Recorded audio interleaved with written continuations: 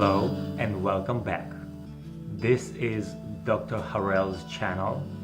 I am Dr. Harrell, and this channel is dedicated to your well-being, wellness, and happiness. These series are focusing on post-traumatic stress, trauma in general. This segment number 2, is talking about what is trauma and what is post-traumatic stress disorder. Before we go into it, I would like you to know that you can contact me directly with your comments, questions, or suggestions for other topics and other videos at my website www.beverlyhillscouples.com. Again, it's www.beverlyhillscouples.com. Also, you can leave your comments on the YouTube video and I'll make sure to respond if you have any questions. So this segment, this episode number 2 in this series about PTSD, post-traumatic stress disorder, is focusing on what is it that we're talking about, what is trauma and what is post-traumatic stress disorder. Let's take a look. Trauma occurs when both internal and external resources are inadequate to cope with an external threat. So internal resources we can think of as a psychological resources, as our coping ability, and external resources is our family, assistance of our therapist or counselor, social support, etc. American Psychiatric Association defines trauma as trauma involves the experiencing, witnessing, anticipating, or being confronted with an event or events that involve actual or threatened death or serious injury or threat to the physical integrity of one's self or others. If we think of the police officers, custody officers, veterans, they experience these kind of events, trauma, as part of their daily duties. Traumatic event can be one-time occurrence, such as an assault, shooting, witnessing murder, or it can be a repetitive event, such as ongoing combat. For, let's say, a custody officer that has been working in the Department of Corrections for many years, their cumulative trauma is witnessing violence on a daily basis within prison system. Trauma symptoms may differ, and different people may react differently to the same trauma, and this will be based on individual perception and interpretation of the event. Symptoms can either begin immediately or following years after the trauma, for example, after the officer have retired.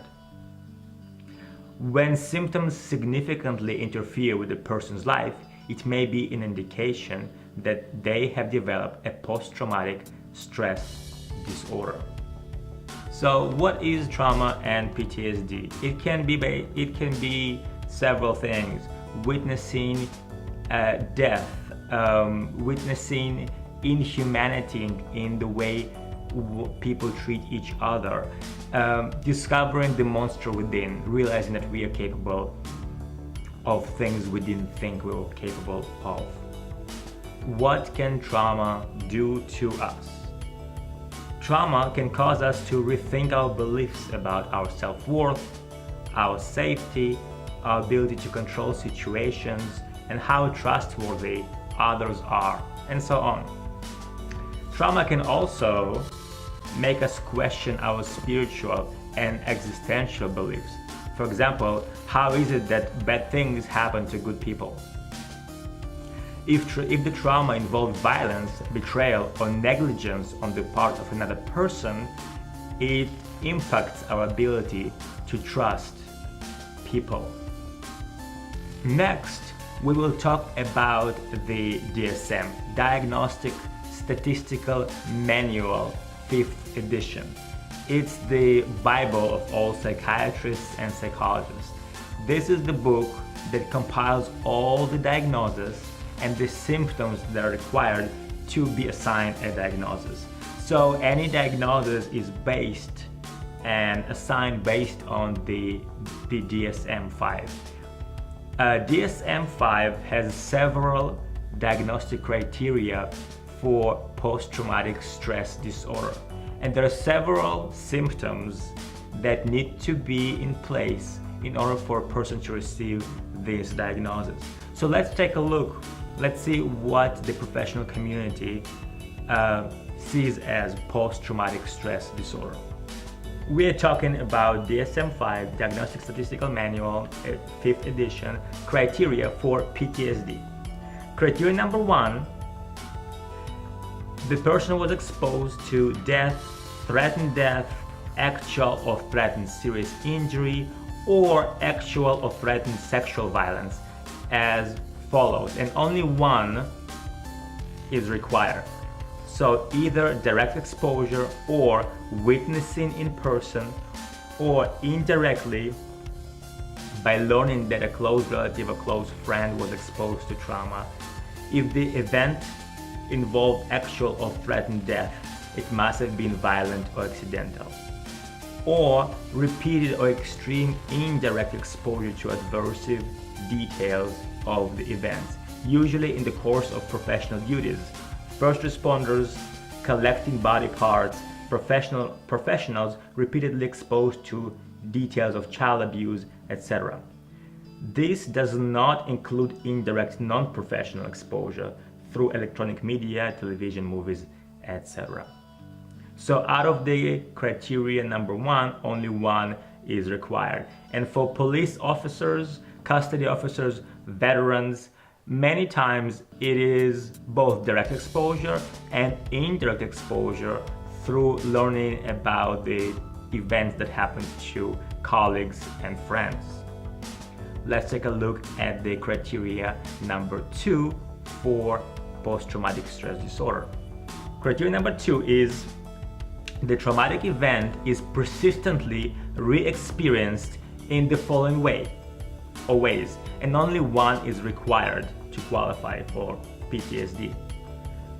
So either recurrent, involuntary, and intrusive memories, or traumatic nightmares, or dissociative reactions, which may occur on a continuum from brief episodes to complete loss of consciousness. We're talking about the art of experiencing detachment from our body, feeling unreality, as if things happen not really to us, and as if we're looking at ourselves from another vantage point. Or intense or prolonged distress after exposure to traumatic reminders, or marked physiological reactivity after exposure to trauma-related stimuli.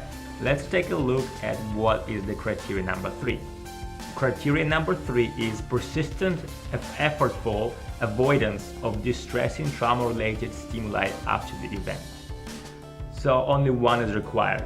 Either trauma-related thoughts or feelings, avoidance of them, or trauma-related external reminders, people, places, conversations, activities, objects, or situations that the individual associates with trauma. So avoidance is a significant element of post-traumatic stress disorder. Let's take a look at the criteria number 4. Criteria number 4 for post-traumatic stress disorder is negative alterations in cognitions and mood that began or worsened after the traumatic event, such as, and 2 are required for this one, for the 4th criteria. Inability to recall key features of the traumatic event, so partial or full memory loss about the event. Persistent and often distorted negative beliefs and expectations about oneself or the world, such as I am bad, the world is completely dangerous, etc. Or persistent, distorted blame of self or others for causing the traumatic event or for resulting consequences. Or persistent negative trauma-related emotions such as fear, anger, guilt, shame. Or markedly diminished interest in significant activities. as opposed to pre-trauma. Or feeling alienated from others, detachment, estrangement. Or constricted affect, persistent inability to experience positive emotions. And finally, let's take a look at the fifth criteria for the post-traumatic stress disorder diagnosis. Criteria number 5 is trauma-related alterations in arousal and reactivity that began or worsened after the traumatic event. And out of this list, 2 are required. So either irritable aggressive behavior or self-destructive or reckless behavior, for example, substance abuse, hypervigilance, when we are hyper aware of what's going on around us and we are very sensitive to that, or exaggerated startle response. So let's say somebody drops a book and we jump, or problems in concentration, or sleep disturbance. So these are the criteria to qualify for the diagnosis of post-traumatic stress disorder. And this is what the psychiatrists and psychologists and therapists use to diagnose anyone with post-traumatic stress disorder. There are several risks associated with untreated post-traumatic stress disorder. Of course, there's depression and anxiety. When after trauma, our mood is likely to suffer and the anxiety symptoms we talked about make sense. Social isolation, being unwilling to engage socially. There is a higher rate of suicide among those that suffer PTSD, untreated PTSD. Also guilt, low self-esteem, cynicism, loss of religious faith after realizing that or thinking that bad things happen to good people, family disruption, impaired relationships. One of the very important findings is that PTSD, untreated PTSD, is correlated to domestic violence. And so dealing with our trauma and addressing this concern is not just about us, it is also about our loved ones and our family. So we are contributing to improvement of our quality of life as well as the quality of life of our loved ones by seeking help, reaching out, educating ourselves about trauma, and educating ourselves about how to cope with trauma. Also, other dangers of untreated PTSD are drug addictions and drug abuse as an escape mechanism to avoid the trauma and the stress, post-traumatic stress, sexual dysfunction or sexual acting out, medical illness. Of course, our emotional state will affect our body, difficulty performing work duties, and difficulty handling stress because somebody who suffered from PTSD is already under tremendous amount of stress. This segment was focused on defining trauma and explaining the diagnosis of post-traumatic stress disorder. Next segment will be focused on resilience. After all, out of 100 hypothetical people who suffer trauma, only about 25 will develop PTSD. So what about other 75? What contributes to their resilience? And what helps one resist the trauma or cope well with trauma without developing psychiatric illness? This is in our next segment.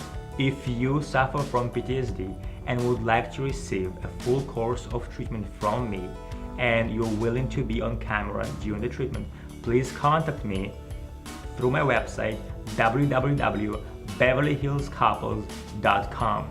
Same goes for anyone who has any questions, comments, or suggestions about future videos or future series.